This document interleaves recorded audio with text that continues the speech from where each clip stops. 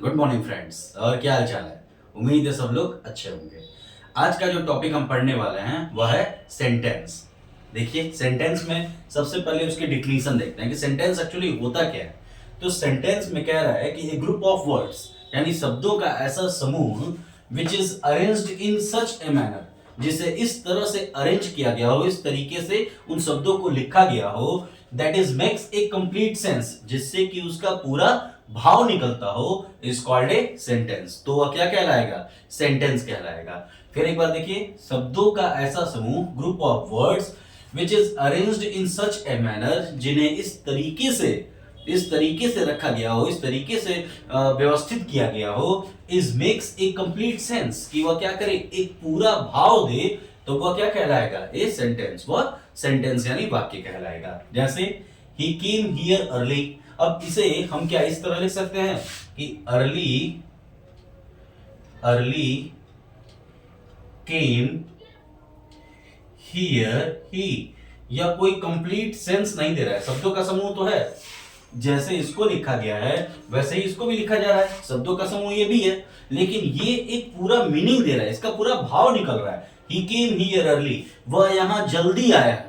तो ही came here early, वह यहां जल्दी आया, लेकिन अर्ली केम हियर ही, या इसका कोई मतलब नहीं हुआ, क्यों? शब्दों का समूह है।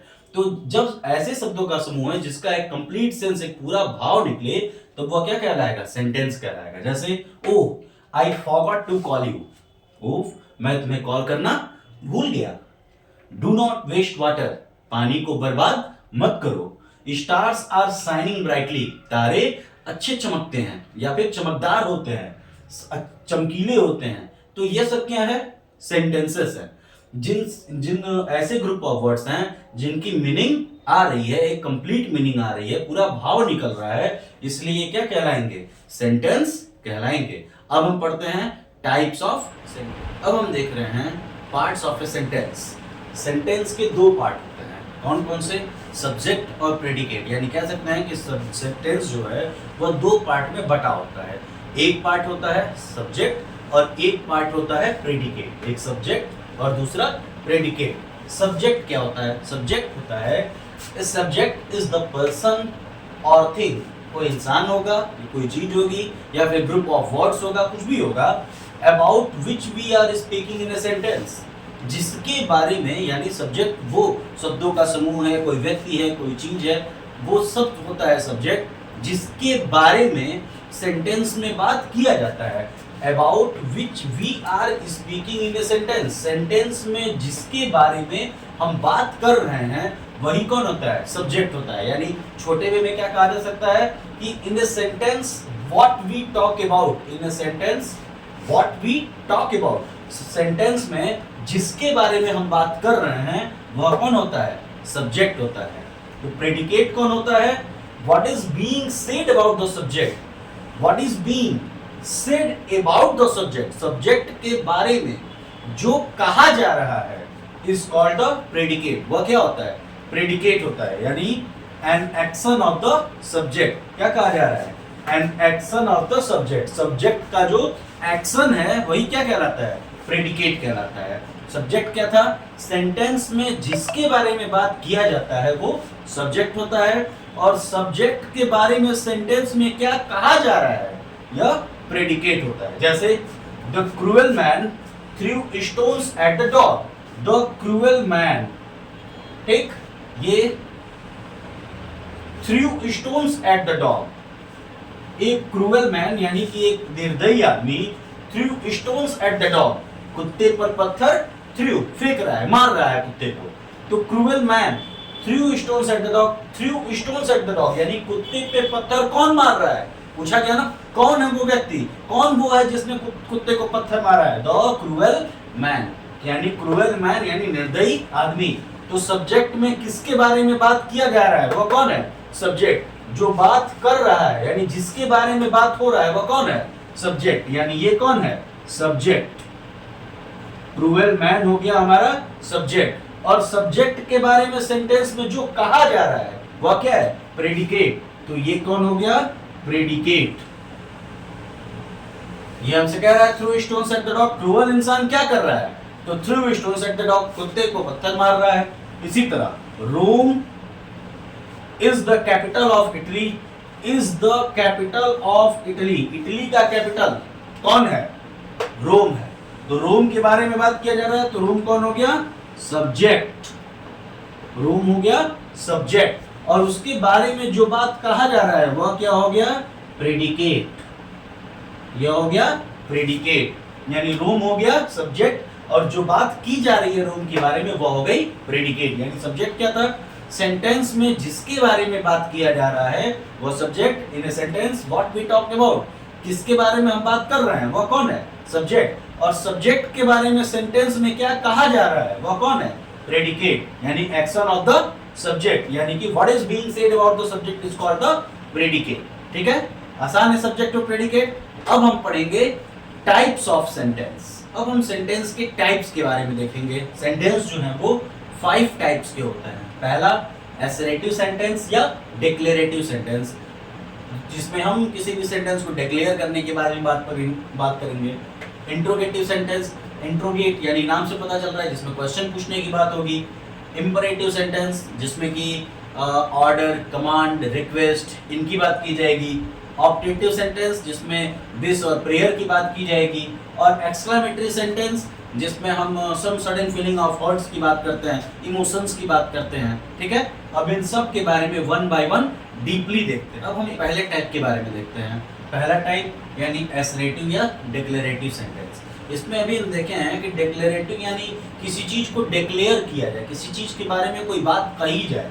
जैसे कह भी रहा है कि ये सेंटेंस दैट डिक्लेयर्स और स्टेट समथिंग, जब वो एक ऐसा सेंटेंस जो किसी चीज के बारे में कोई बात बता रहा हो, कोई बात कह रहा हो, तो वह किसमें जाएगा? डिक्लेरेटिव सेंटेंस में। जैसे कि India is the biggest democracy in the world. India क्या है? बिगेस्ट डेमोक्रेसी, बहुत बड़ा, सबसे बड़ा लोकतंत्र है इन द वर्ल्ड, पूरी दुनिया में। यानी भारत दुनिया में सबसे बड़ा लोकतंत्र है। ठीक है, तो ये देखिए भारत के बारे में कोई बात कही जा रही है, डिक्लेयर की जा रही है, तो वह किसमें जाएगा? असर्टिव या डिक्लेरेटिव सेंटेंस में। डिक्लेरेटिव सेंटेंस भी 3 तरह का होता है, 3 टाइप्स हैं, 3 काइंड्स हैं इसके। कौन कौन से?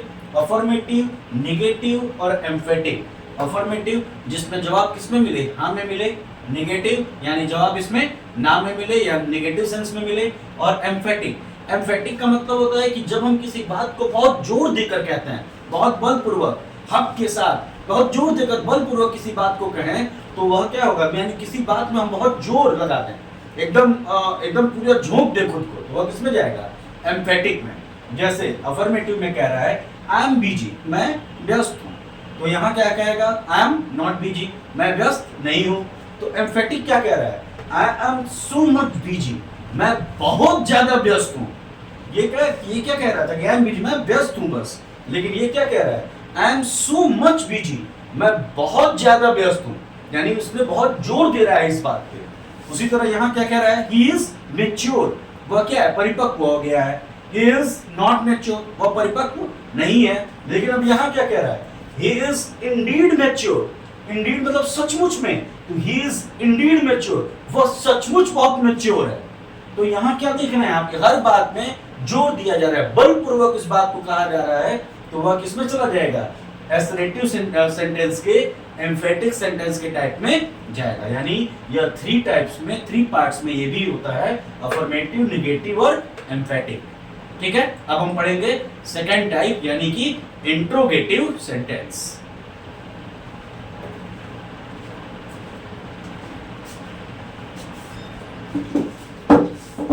सेकंड है हमारा इंट्रोगेटिव सेंटेंस। इंट्रोगेटिव सेंटेंस यानी जिसमें कोई क्वेश्चन पूछा जाए, यानी किसी क्वेश्चन की इंक्वायरी की जाए, तो वह क्या हो जाएगा? इंट्रोगेटिव। जैसे डेफिनेशन क्या कह रही है? A sentence that ask A questions और मेक्स एन इंक्वायरी, जिसमें आस्क ए क्वेश्चन, कोई क्वेश्चन पूछा जाए या मेक्स एन इंक्वायरी या कोई इंक्वायरी की जाए, तो वह किस में जाएगा? इंट्रोगेटिव सेंटेंस में। जैसे कौन कौन से वर्ड्स में यूज होते हैं? जैसे व्हाट, वर, हुज, हुम, व्हाई, व्हेन, ये सब क्या होता है? WH words. ये WH क्वेश्चन वर्ड्स है जो सेंटेंस में पहले अगर यूज हो गए सबसे पहले, तो क्या बन जाएगा? वो इंट्रोगेटिव सेंटेंस बन जाएगा।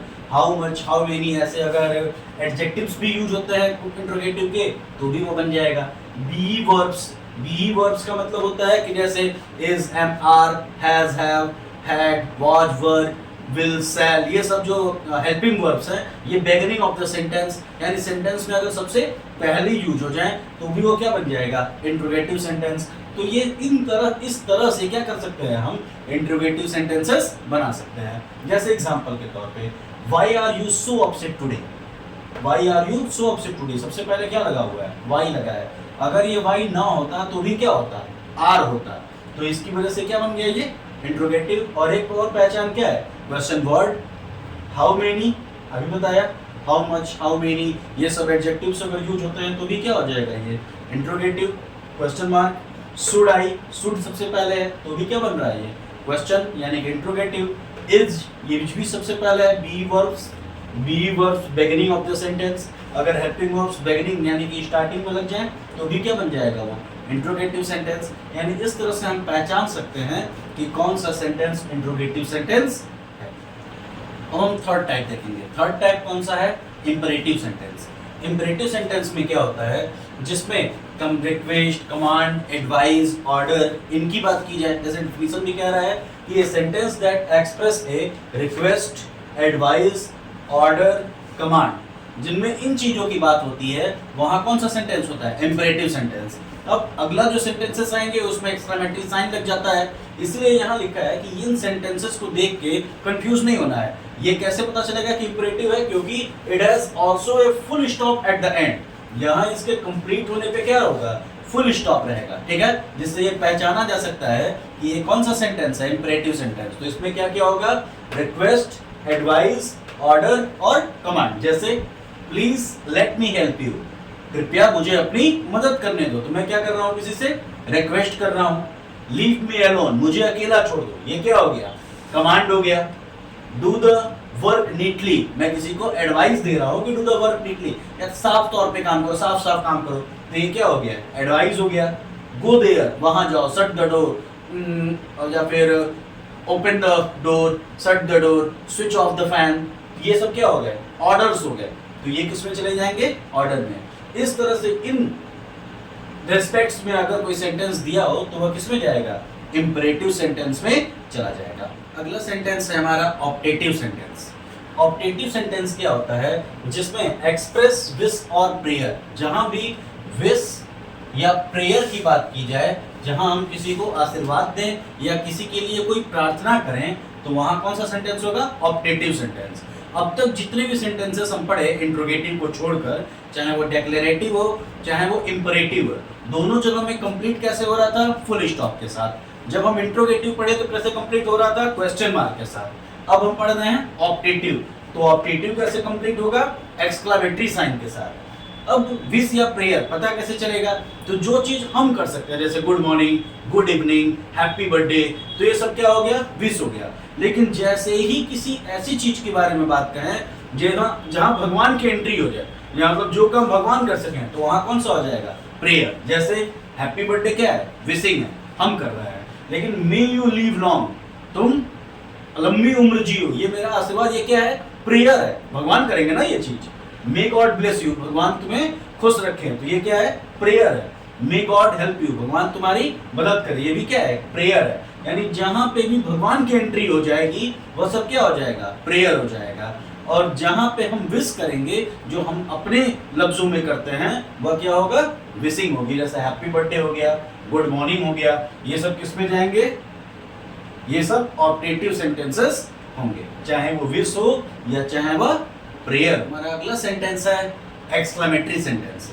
एक्सक्लेमेटरी सेंटेंस क्या होता है कि एक्सप्रेस ए स्ट्रॉन्ग और सडन फीलिंग, जहां पे कोई स्ट्रॉन्ग या सडन फीलिंग आए, किस चीज से related, Joy, sorrow, surprise, hate. Joy means खुशी से संबंधित आ जाए, दुख से संबंधित आए, कोई आश्चर्य से संबंधित आ जाए, या फिर किसी घृणा भाव से संबंधित आ जाए, तो ये सब किस में जाएंगे, एक्सक्लेमेटरी साइन में जाएंगे। इसमें पहले से सोचा नहीं गया था, ये सडन फीलिंग है, अचानक से आ जाती है, ठीक है। जैसे एग्जांपल के तौर पे, how beautiful the moon is, छत पे टहल रहे हैं और अचानक से चांद दिखा, क्या बोल रहे हैं, how beautiful the moon is, कितना सुंदर चांद है। What is an easy task, is it is, तो कोई काम मिलने वाला था, होमवर्क्स मिलने वाले थे मान लो समर वेकेशन के, और वर्क क्या मिले, आसान सा, तो क्या बोल दिए, what easy task it is, कितना आसान काम मिला। हमको क्या लगता बहुत हार्ड मिलेगा, और क्या मिल गया, easy. Alas how careless I have been, कुछ काम कर रहे थे, गलत हो गया, अब गलत होने के बाद में पता चला तो क्या बोले, how alas how careless I have been, मैं कितना केयरलेस हूं इस काम को लेके। How foolish of me to say this, कोई बात करते करते बेवकूफी भरी हो गई, तो क्या कहना पड़ रहा है, how foolish of me to say this, मैं कितना मूर्ख हूं जो ऐसी बातें कर रहा हूं। ठीक है, अब मंच पे गया, मंच पे मैं कुछ बात कर रहा हूं, मैं कुछ और बातें कर रहा हूं, टॉपिक कुछ और था, तो क्या हो रहा है, how foolish of me to say this, मैं कितना बेवकूफ हूं जो ऐसी बातें कर रहा हूं। तो ये किस में सब जाएंगी, एक्सक्लेमेटरी सेंटेंसेस में। इसमें सडन फीलिंग होती है, ये पहले से प्री प्लान नहीं होती है। ठीक है, ये हमने क्या पढ़ा, सेंटेंस, काइंड ऑफ सेंटेंसेस और टाइप्स ऑफ सेंटेंसेस, सारी चीजें आज हमने पढ़ ली, वो भी कितनी आसानी से। ठीक, वीडियो अच्छा लगे तो लाइक, शेयर और सब्सक्राइब जरूर करें, और स्क्रीन पे डबल टैप कर दें। Thank you.